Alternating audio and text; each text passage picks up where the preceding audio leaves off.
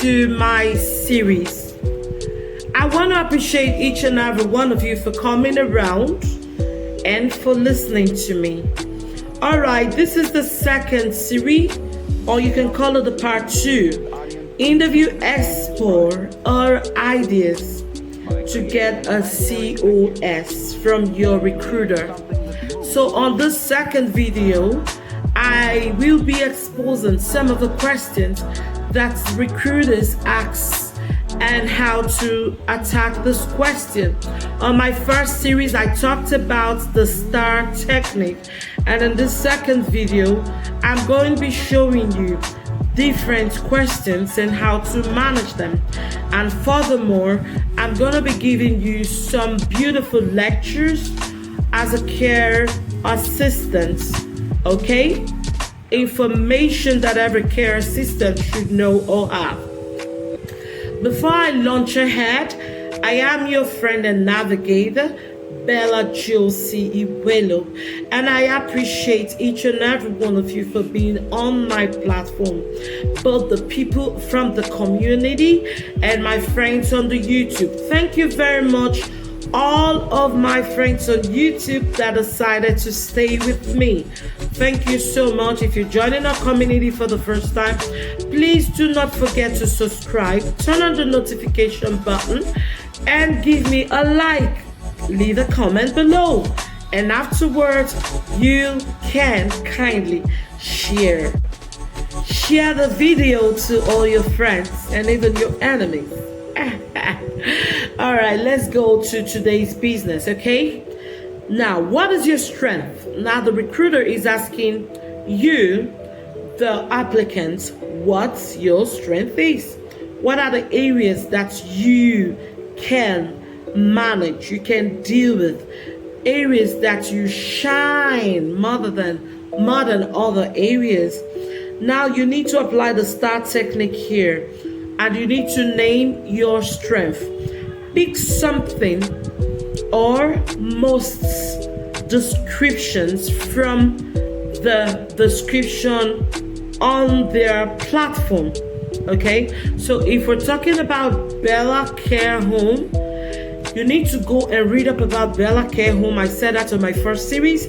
And now they're asking you for your strength. Now you need to pick some things or most factors, all right, or points from their platform.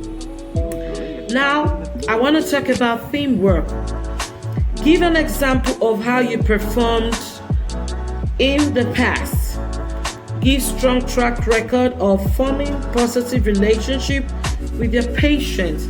What areas did you exhibit the teamwork spirit with the other people that works with you at the care home? I received to, you can say, I worked with my colleagues or other residents, and I worked hand in hand, side by side with my superiors and the nurses in charge, giving them the right information. At the same time, I carried my residents, or I carried the user along. I worked hand by hand or side by side with the service user, making sure that they were satisfied. Now think about something you did well in the past. Focus on the area of your competence. So when they're talking about your strength, they're talking about the area of your competence. On the company's description, focus on the strength and what you can achieve with your strength. Think about how you can back it up. For example, as a team worker, I share information with my colleague, okay? You need to share how you performed really well in your former place of work. Share what was your task. Okay, we're asked to move some of the luggages, okay, from the kitchen to the store, or from the car to the store.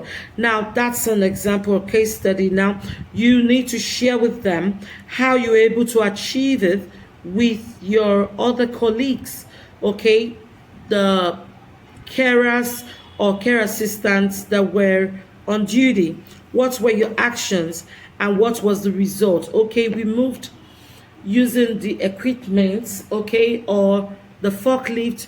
We're able to move things from the car or from the truck to the store with the help of the forklift or with the help of the load carrier. It can be any other equipment. When the first person moved it to the store, the other person moved it from the forklift or from the load carrier into the section, and they were arranged. At the end of the day, the task was easy and we saved time, energy, and we achieved that result. So you have to tell them your actions, what was the result, and what feedback did you get from that particular strength. Okay, when our recruiter or when our sponsor or our employer came to the care home, he was impressed and we were given bonuses or we're given accolades. Okay, that could be the feedback. Now let's continue. I have excellent teamwork spirit. This is a time to make yourself shine. You need to talk about the areas that you have featured putting in teamwork. Okay, now don't forget the feedback you get. Don't forget, it's important for you to talk about the feedback that you got at the end of imputing that value or that strength of yours. Okay, so either from the patient, how do they react, the residents, the colleagues, the doctors, families of the residents. Remember that interviewers are looking out for those answers. Now, the other question: what is your weakness? What is your weakness? Okay, now everybody has a weakness, okay? So let's not shy away from it. When your employer is asking you for your weakness, it doesn't mean that you will not get your COS, the certificate of sponsorship. It doesn't mean you're going to ruin your chances, but your employer wants to know if truly you acknowledge your weaknesses. Of course, when you acknowledge your weaknesses, you're willing to work and do something about it. Work on it and do something about it. Now, do not share a weakness that will jeopardize your job. So do not say, I hate elderly people, because you see, that is a strength you must have as a carer. Do not say that I hate arranging or I hate documenting, okay, because these are areas of strength you should have as a carer. Also, these are values that these care homes have. So you cannot label these things as your weakness, because you might get a decline if you do. Do not say, I hate seeing elderly people puke, vomit. Even if you do, don't talk about it, okay? Because these are within the job description. You have to say things that are outside the company's job description, okay? For example, my weakness is picking a fight with someone. Of course, that cannot be a value in the company's job description. Or you can say, my weakness is watching two of my colleagues or my superiors have challenges or quarrel, okay? Yeah. All right, so just think of a weakness that is not on the job description of the company, of the care home that you are applying to. Be honest. It is good to talk about your weaknesses, okay? It shows that you have that self-awareness. Oh, I know I have weaknesses and I'm working on it, okay? So if your weakness is one of the key requirements, this might not be the correct field for you. If you have weaknesses that are the same thing as the job description of the care home, you should have a rethink. This job is not for you. Tidy up things, or maybe trying to put things in order, shouldn't be your weakness. Now, you will be asked scenario questions. Can you tell me a time that this happened in the past? Now, why did your recruiter ask you this question? Because she wants to know how you responded when these things happened, okay? Steps you took when it happened.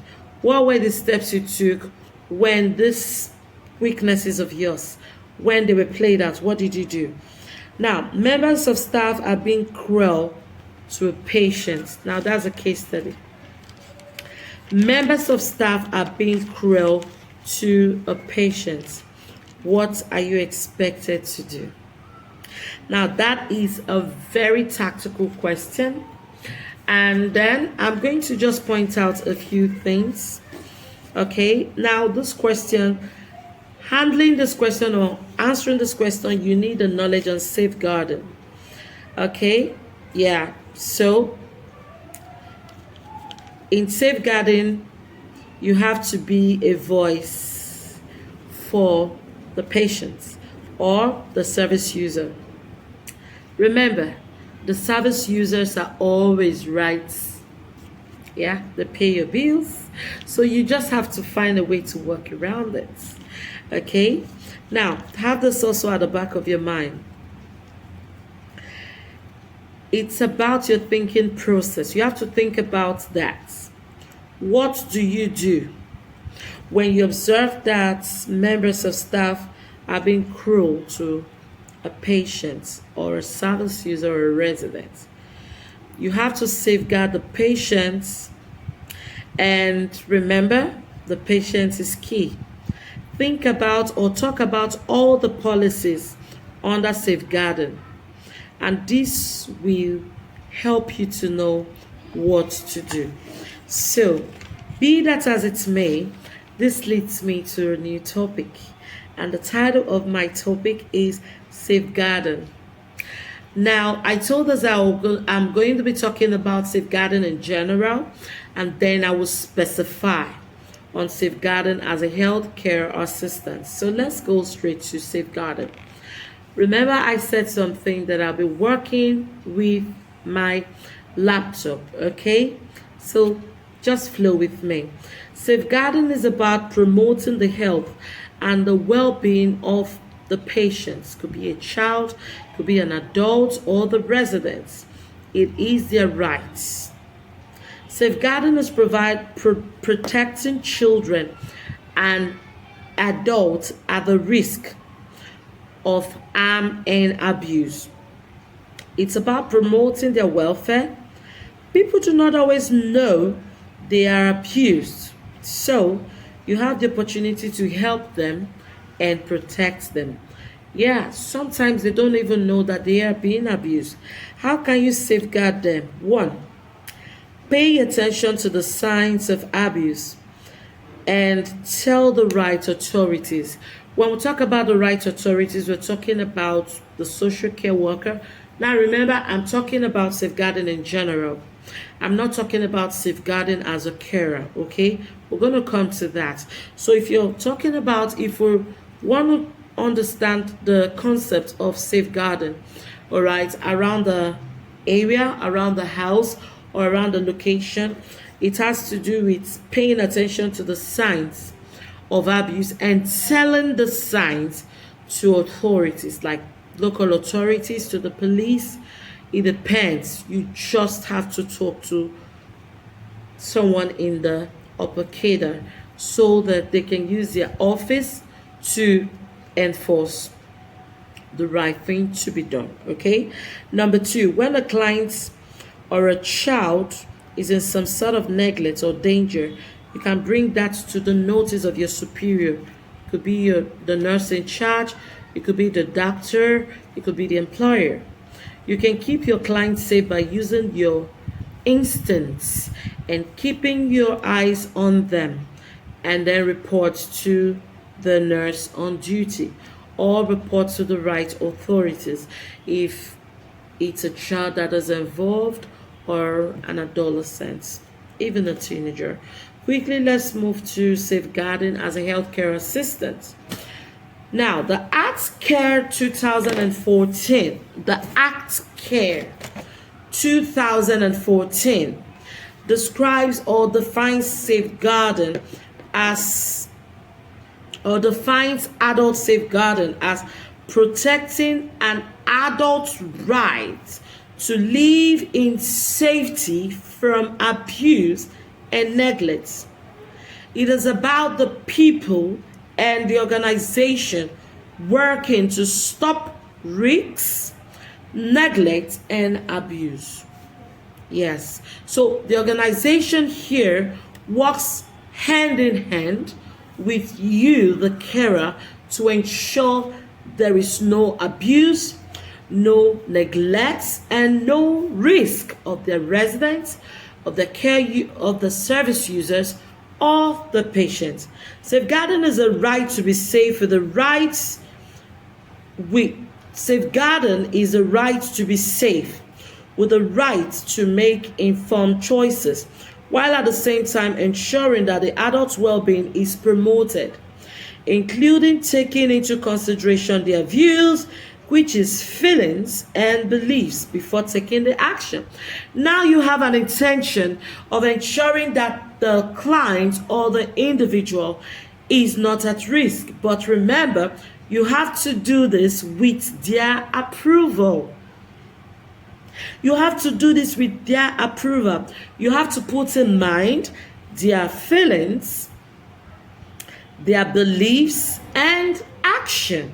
So if you have a patient or a service user who is probably in love with a drug addict or a smoker, or someone who is just not right for them, you need to bring this information to the right authorities. You don't have the rights to lock them up against their wish, even when the person they are dating is not right for them. You need to consider their feelings. That is where you have to report to the superior. You need to consider their views, because your view is not their view, remember? And safety first. So while you're trying to ensure that they are safe, you do not deprive them of their opinions. So as a healthcare assistant, that is your responsibility. In the Care Act 2014, well-being is described as relating to, number one, personal dignity and respect. Number two, physical and mental health and emotional well-being. Protection from abuse and neglect. Control by the individual over day-to-day life, including the care provided and the way it is provided. The care provided, you're protected. The way, how, what are the methods you have imbibed? What are the methods, your patterns of ensuring that they are safe? Okay? Participation in work, education, training, or recreation. While you are safeguarding them, you don't deprive them from their life. You cannot shut their lives up because you're trying to safeguard them. Okay? Social and economic well-being, domestic, family, and personal well-being, suitability of living accommodation. What is the accommodation like? Is it what they want? Is it free from harm and abuse? The individual contribution to the society. They have an opinion, so you need to give them the chance to air their opinion. We will be learning about the roles of a healthcare assistant in maintaining a culture which safeguards the individual. The legislation and policies that exist to safeguard an individual at risk. There is a law or a policy that protects them from, getting the right care, okay, and giving them the chance to air their views, because you are not their parents. Even if you're the parents, you cannot take all the decisions for them without considering their religion, their opinion, their beliefs, okay, and even their well-being. The concepts of definition of abuse, signs and symptoms of abuse, Ways in which carers and organizations are required to respond to abuse. So very quickly, I'm going to give us a case study. Story. Are you ready? Okay, now let's listen to this case study. A carer in a care home who tends to a dementia patient. A carer, a healthcare assistant, works in a care home with patients that have dementia. When you talk about people that have dementia, there are people that get easily confused. They sometimes switch. They don't know what happened before. They don't know what they just said, like couple of hours ago. So they easily forget events within seconds. Now, the healthcare assistants talked to the residents because she needed to get a change of clothes, and then she convinced her that the dress she desired was not in the wardrobe. Okay, the actual truth or the actual fact was that clothes had been taken to the laundry. Okay, but you see, she needed to explain to her that the dress she wanted to wear was not in the wardrobe, but she promised her that she was going to get the clothes later, and she asked her to choose a blouse out of the yellow blouse and the cotton color blouse, to choose one. And at that point she was like, okay, I'm gonna choose the cotton color shirt or top. And then the carer gave it to her and asked her, would you need some help buttoning your clothes? And she said, no, I can take care of it. Now she took care of it. The care user or the service user goes by the name Kenny, while the carer goes by the name Cece. Now Cece saw a beautiful jewelry by the table, okay? And because she knows that this patient, Kenny, has challenges with remembering things, she snatched that jewelry and slided it into her pocket without the knowledge of Kenny. All right, and then she walked away to attend to or to get busy with other activities. Now, what do you think was the right thing to be done? Was she supposed to take advantage of the service user, or was she supposed to protect her? All right, so with this information, you should understand where we're going to and why it's important for you as the healthcare assistant to protect and safeguard all of your residents or service users. So I want to bring this video to a close as we take the next lecture. But first, I want to appreciate you for coming by. Okay, so do me a favor by liking, subscribing, turn on the notification button, give me a thumbs up, and don't forget to share. Thank you very much. I'll see you in my next series. Bye for now.